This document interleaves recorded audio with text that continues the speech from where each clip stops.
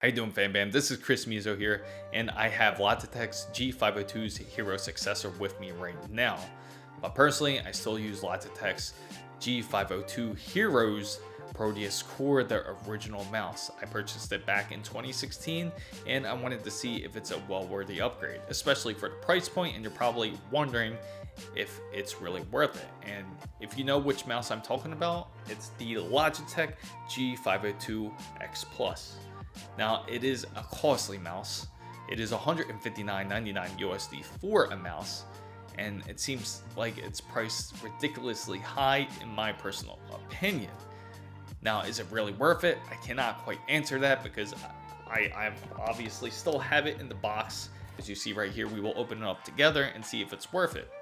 But what I can tell you, that it does use the same sensor as the G502's Hero, which is the Hero sensor that goes up to 25,600 DPI, and the lowest setting it goes to about 400 DPI. I believe it could even go down to 100 DPI if I'm not mistaken. It's been a very, very reliable and a faithful mouse, but it seems that the scrolling on my mouse is starting to act up a little bit.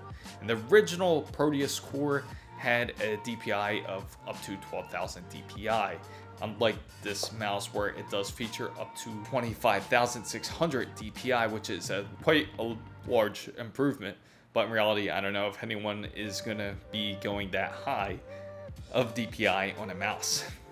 But anyway, let's open this up and we're gonna see exactly what they give you with a $159.99 mouse besides RGBs compared to its wired version. They obviously tighten up the security on this because Logitech's gonna charge $159.99. They're gonna make sure to get it. And unfortunately, the cheapest that I saw it personally was $150.99, and that was during Black Friday. And personally, that's not a deal. And before I put it down, you can take a look at the back of it to see what it features here. And you can pause it if you want to read all about it. Oh, something fell out there. I guess that would happen. And I don't know what to say about it. Looks like a little rubber piece. I just kind of fell out of it. Seeing this pop out is not too much of a pleasant sign in my personal opinion. And I gotta say, it definitely feels a lot lighter compared to its predecessor. Kind of a hollow feel. It almost feels empty inside. The Proteus Core, as you know, or if you don't know, is a tunable mouse to up to 18 grams. It's actually 162 grams outside of the box, and then you can actually add more to it. Then its successor, the Hero Lightspeed, it was up to 140 grams, I believe, and then you can add an extra 18 grams. We're gonna find out together what that is, but we will set the mouse side to side. Comparison to the Logitech G502's Proteus Core, which is the original Hero, as I mentioned earlier. It does feel a lot lighter. This is a 104 grams compared to its predecessor. And it almost feels hollow because of the way the build is. It comes with the receiver here. I'm assuming this is just a regular radio receiver and not a Bluetooth receiver. It comes with the USB-C wire, has a USB-A to a USB-C end. So does the Lightspeed. Its predecessor does have that as well. Probably like about 6 feet. Logitech's G502 X Plus, it does come with a USB-C to USB-A connector. It has this Logitech sticker that it does come with, where you can put on your PC if you want to. And of course, you get the instruction manuals that nobody looks at. They do give you this quick start guide right here on what your mouse features. Right here. And most importantly, if you're wondering what that little piece is, if you look onto the side of the DPI shift, you can actually, this is actually removable here. So you could actually pull this out in the place right here. You can have a much more defined button instead of a bigger DPI shift button. I do like the bigger button more. As you hear, it's a lot more clicky and tight. As you can see, the color change in DPI speed as I had adjusted Call of Duty. I got the Logitech G502 X Plus connected to the USB. Right now it is charging, but you could probably tell the immediate size difference between the two. And immediately you could see how much taller the original Proteus core is next to the G502 X Plus. Exactly what is the size difference between the two? And I will tell you, the height of the original Proteus core is 132.08 millimeters compared to the G502 X Plus, which was the size of 131.4 millimeters. The width difference is also something to see the difference of. Put them next to each other just like this so you can immediately see the difference between the two.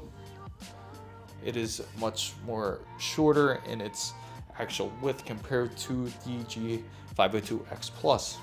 And for the Proteus core, the width is 74.93 millimeters compared to the X Plus, which is a width of 41.1 millimeters. Such a weird number to indicate about the different width. Proteus core's depth is 39.87 millimeters versus the Logitech G502 X Plus, which is at 79.2 millimeters.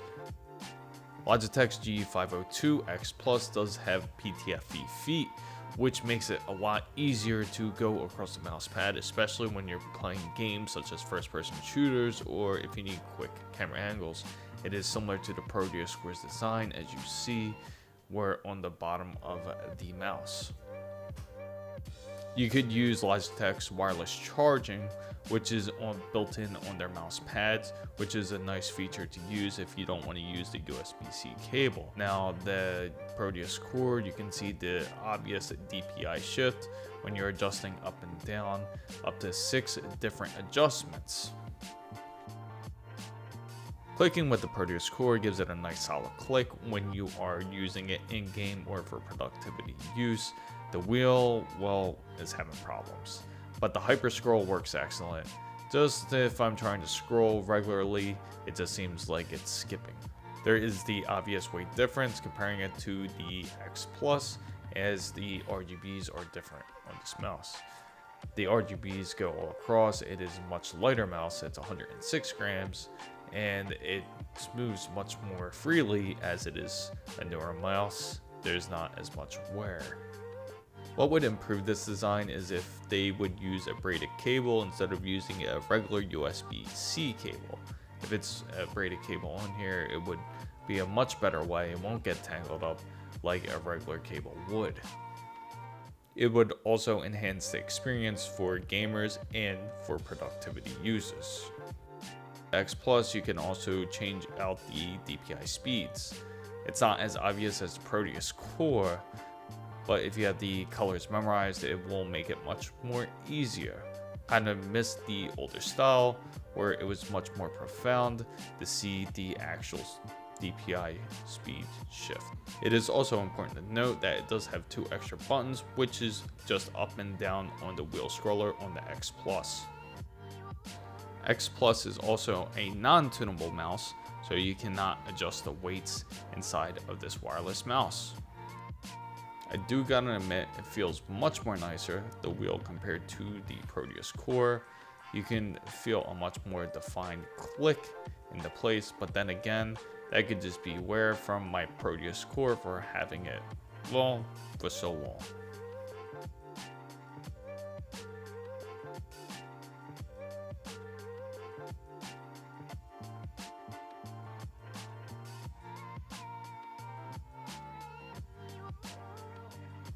G502 X Plus does also have the hyper scroll feature, which is a very useful feature to have. On the side of the X Plus, it does have a very nice tactile click when you're clicking onto the side of the mouse, and it is very responsive.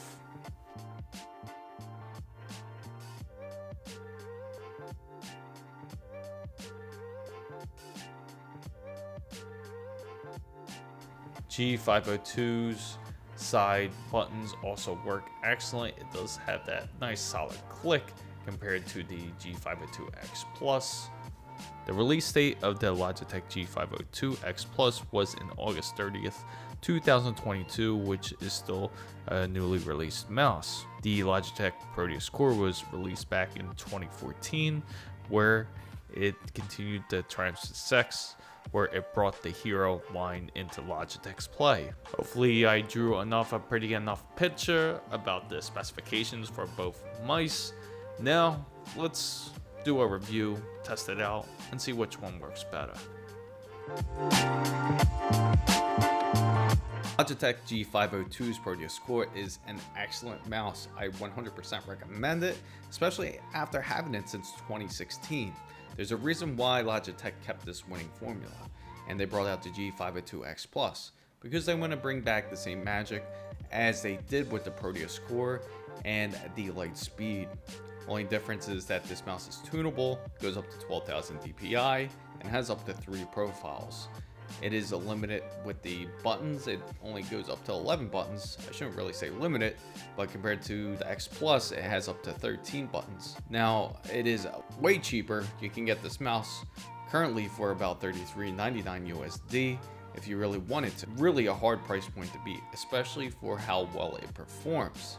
Now going over to the G502 X Plus, we'll go through this quick setup guide. As soon as you plug in the X Plus, you select your default DPI, then you select your ARGB, then it will also mention what type of features that this mouse has. What I've attempted to do was transfer over my MW2 profile over to the X Plus, but you will be unable to because they are separate mouses.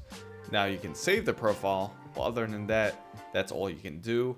And now I practically got to reprogram it. Logitech claims you could get about 37 hours of battery life with the RGBs on the X Plus, and with 130 hours if the RGBs are completely off. From my findings, after using it for a while, I got a good 38 to 39 hours of use. The X Plus also features up to 5 profiles versus the 3 profiles compared to the Proteus Core. Notice an immediate improvement over this optical mechanical switches on this mouse, as you have a very fast response from it. You can notice the movement is much more smooth, swift, and on top of that, you can also notice the scrolling on this mouse, which is the most important, is a little bit more clicky. And that's a good thing, because when it's more clicky, then at least you know the wheel is engaging like it should compared to the Proteus Core. Even though there was wear on it, that was a common problem with the Proteus Core, where it just felt like it constantly skipped. But the real question is this mouse, the X Plus, really worth $159.99 USD? We got to play around with the Logitech G502 X Plus and the Logitech Proteus Core. Now, is it worth it?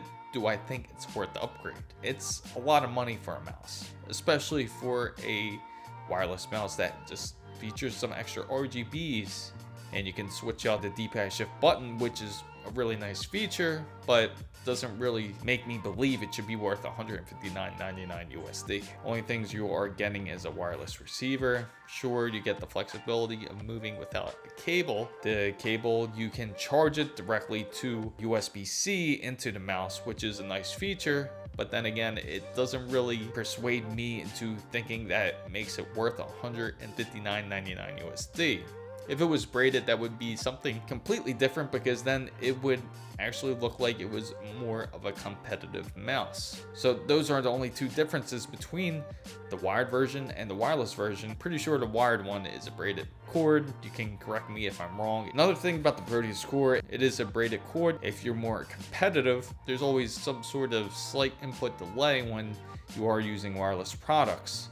With a cord, you will get direct response. So that's why it's always better to go corded if you are going to be using it, especially for gaming. Just like wireless connection to your PC is not as good as a wired connection.